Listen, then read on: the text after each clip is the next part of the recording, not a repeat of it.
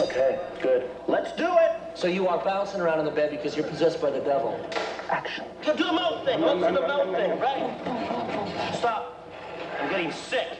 You're pushing me back and forth. I'm gonna give you some motivation for your character. Look at the midget, then look at the tank. Boom, boom, boom. I see this character as, he's erratic.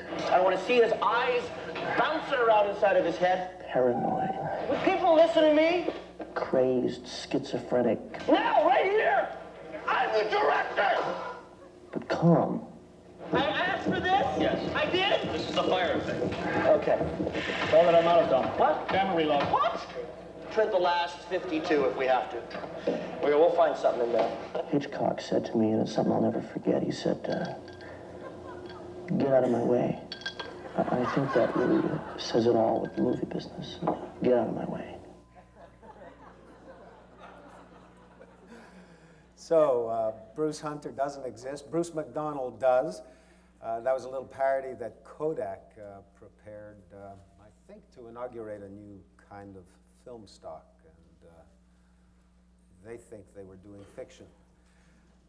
But I have been on a film set with Bruce McDonald, and I know that it isn't fiction.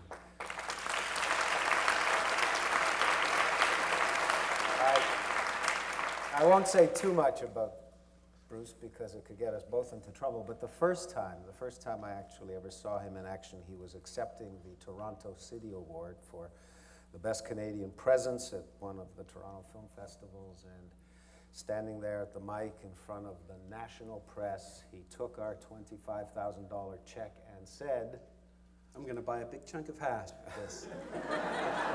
And the room went silent. Yeah. Guy like that tends to stay in your memory. So I want to say one more thing about Bruce. There are people who are film directors, and then there are people who play the role of the film director.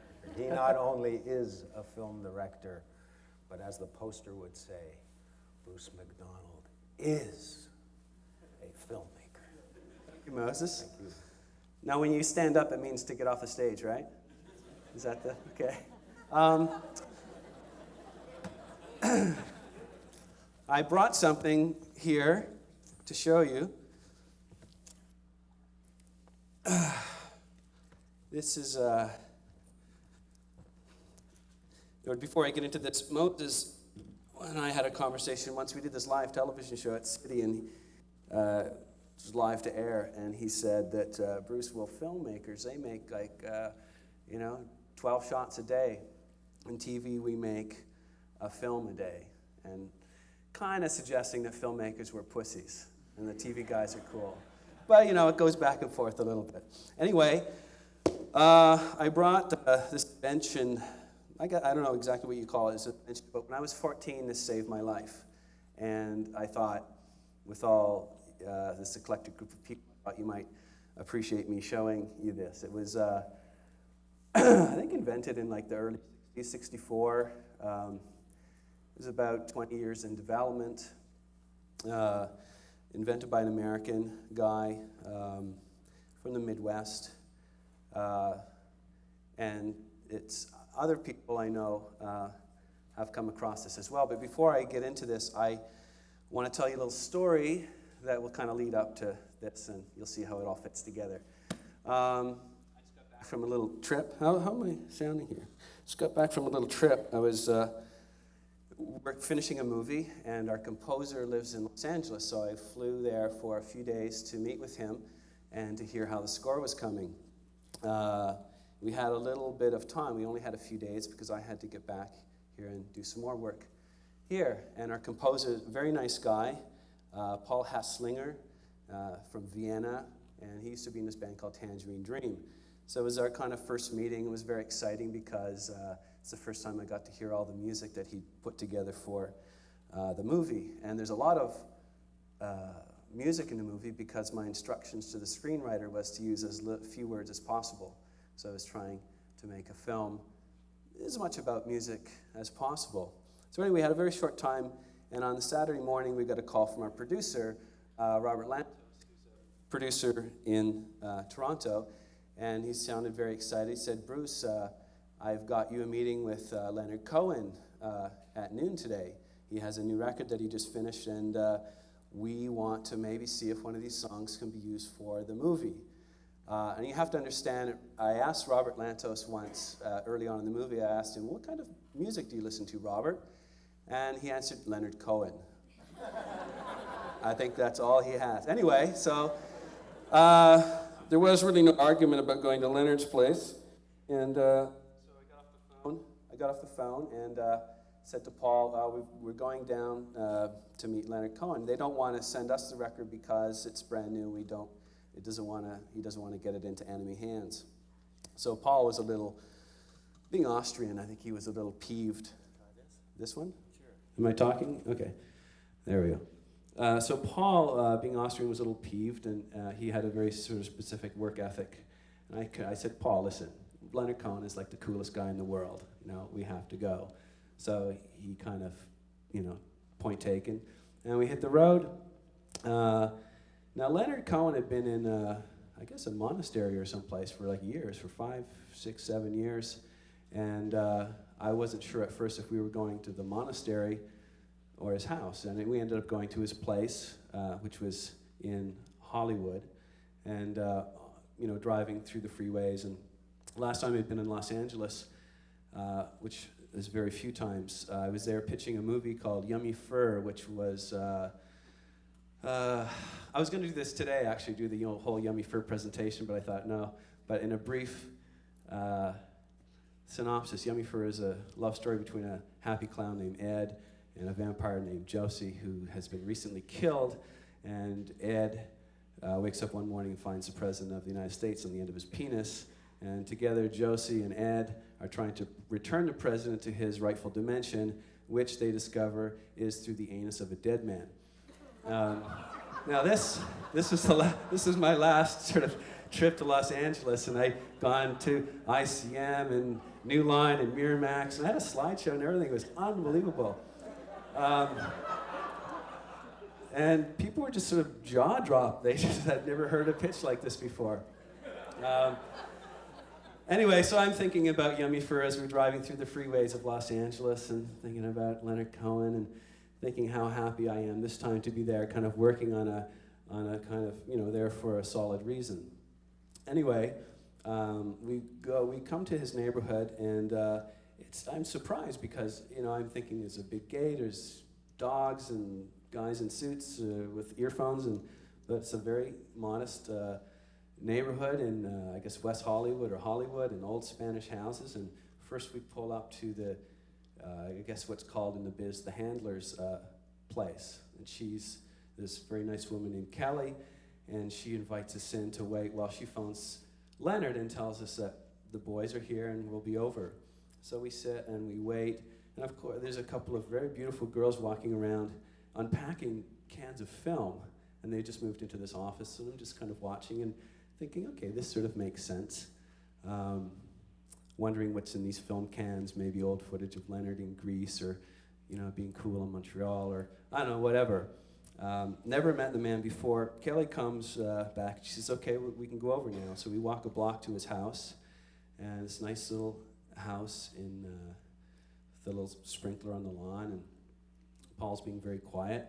We walk up, jump over the sprinkler. I get a little wet, and I'm getting a little nervous because, 5, 8 years, 10 years in a monastery, I don't know what that does to somebody. So I'm getting a little nervous about, I have a picture in my head of Leonard Cohen in the album covers, but I'm expecting to meet maybe his head shaven, maybe he's taken a vow of silence, maybe he's wearing a big blonde gown, I don't know. I'm just trying to prepare myself mentally for meeting one of the sort of the godheads of music. Climb up the blue stairs, and Kelly goes in first, and Paul and I kind of shuffle in behind her, and I realize I'd forgotten my cigarettes.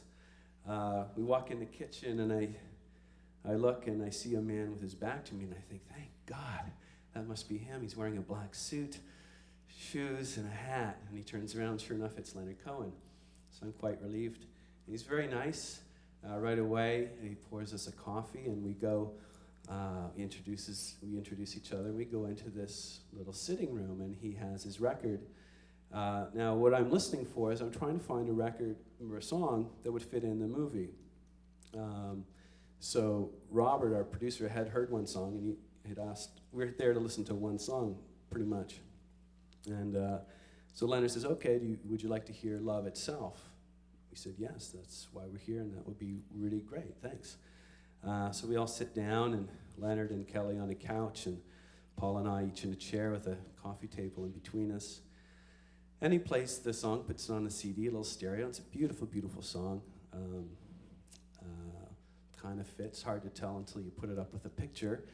And at the end, I was very effusive. And it's funny, it's weird when you're sitting there listening to somebody's art. Nobody's really looking at each other because it's kind of awkward and strange. I'm looking kind of at these little glasses on the table. Paul's looking at his foot. Leonard, I feel like he's looking at me, but I don't want to look over and see him looking at me. Or anyway, it's all kind of quiet, but it's a kind of a good vibe. So it finishes, and I go, wow, that's really great. Who knows? It could have been chance and all kinds of crazy stuff, but it's really classic Cohen. And I said, yeah, it might fit. And he said, well, do you want to hear something maybe more, happy or up-tempo or, something like that? I said, I don't know, Leonard, why don't you pick something you like? So he kind of looks, he gets up and he goes over and he puts another track on, which is this great song called Down on Boogie Street. And it was just really great lyrics. Anyway, so we're loosening up, and now between each, and he starts getting into like, well, let's hear the whole record, because we're enjoying ourselves, and I bum a smoke off him, and Kelly's giving me the kind of look. And after, a couple of songs go by, Paul's being very quiet, and I end up being the guy that seems to have to say something after each song. And after, it's great music, but I'm not a critic. I don't have the gift of, especially after hearing Cohen lyrics, and it's pretty hard to sort of top that at the end going, after wow and awesome,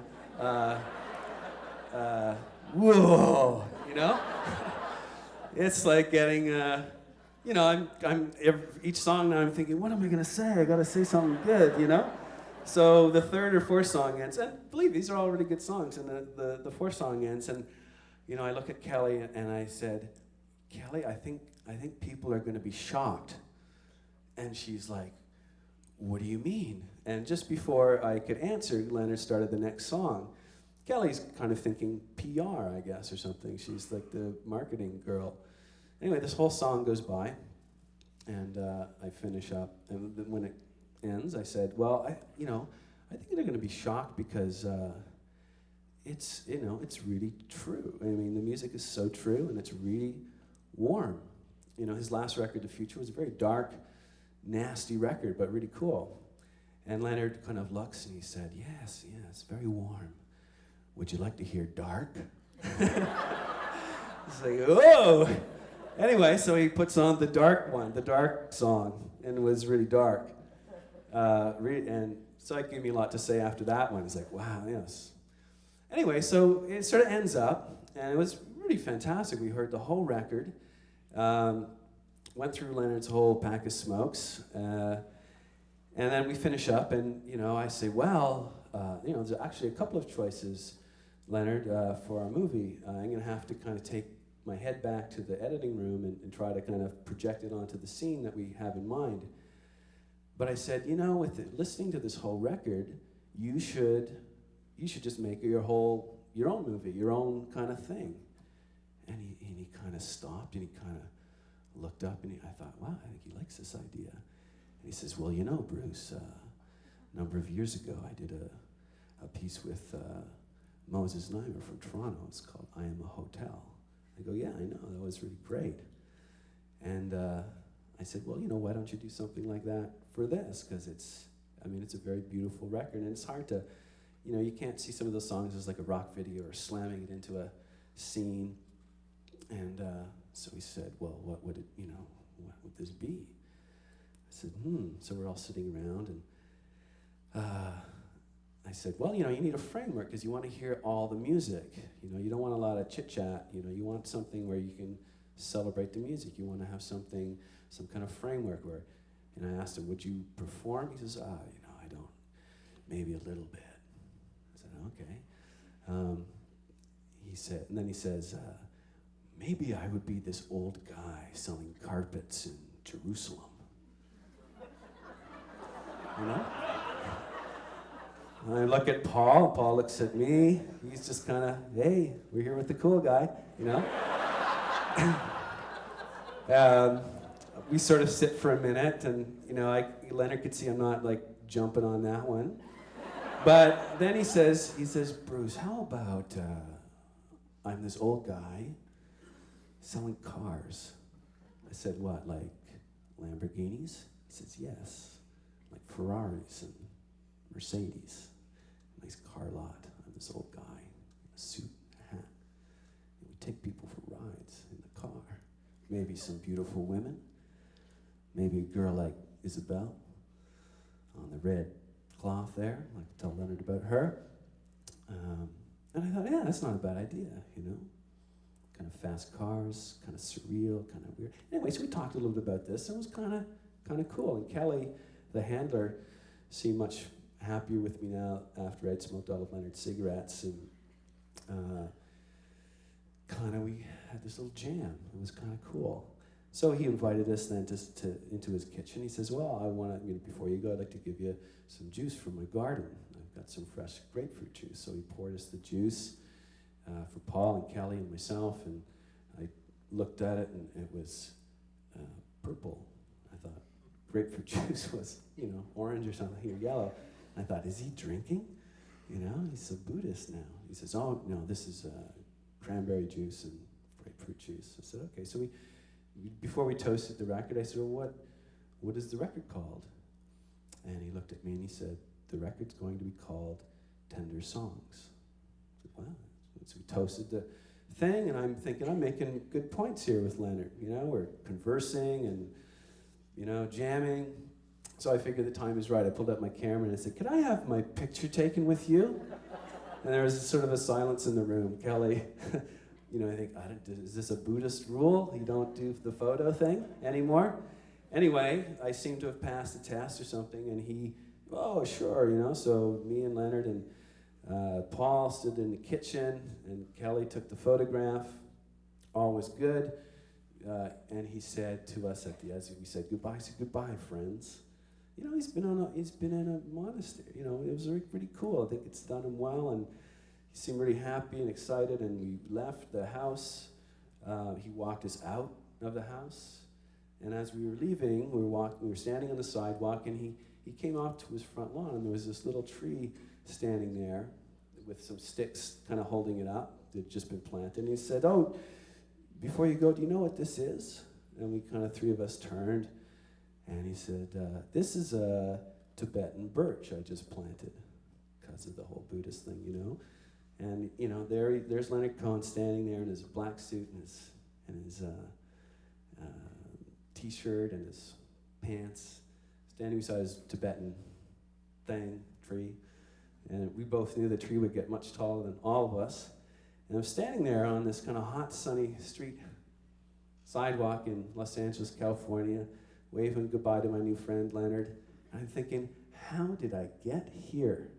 This is just so fantastic. Takes me back to this thing that sort of saved my life when I was 14 years old. And I think I'm going to show it to you now. Has Moses stood up yet? I'm still good. Got another couple minutes here. This big, saved my life and a number of other people's lives too. Not an expensive thing, made of plastic and strings and other stuff. It's not expensive, but I just like to show it to you here.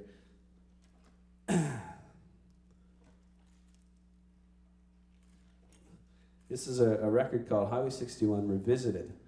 And this record saved my life when I was 14 years old, sitting on my little bed in Rexdale, Ontario, in the suburbs, hearing like a Rolling Stone on the radio, and it just blew my mind. And since that time, this record, I'm pretty much bet. This was kind of a toss-up between this record and the Ramones' first record, but this one came first. So this record was responsible for me making movies. This record introduced me to Arthur Rimbaud, Patti Smith, the Old Testament, Memphis, New Orleans, a lot of places, a lot of people. And I guess to sort of wrap up, being a filmmaker, kind of a neat thing, fun thing to do, as you can see in the video earlier. I guess if I had been a better guitar player, I probably would have been a musician. But what this record has done for me, it's like the brain lady was saying earlier. Bob, where do these things come from? It's like, and I remember reading a quote from Dylan or something saying like, he's an antenna, he's an antenna and catches things, comes in one part and goes out, something else. And I think there's a lot of truth to that, and I think there's a lot of truth to what the people here today have been talking about. This record kind of said that yes, it can be done. A guy with a shitty voice and a bad guitar player just kind of put it out, and kind of, for me, like a 14-year-old kid thinking maybe pick up the guitar made me kind of, dig into what he was talking about and the references that he made standing up. Made me think it's possible, that sort of do-it-yourself sort of attitude. And I guess my attempt in making movies is to someday make a movie that is like music or is like a song. And that's all I have to say today. So thank you very much. And Jamie, could you play the first track, please?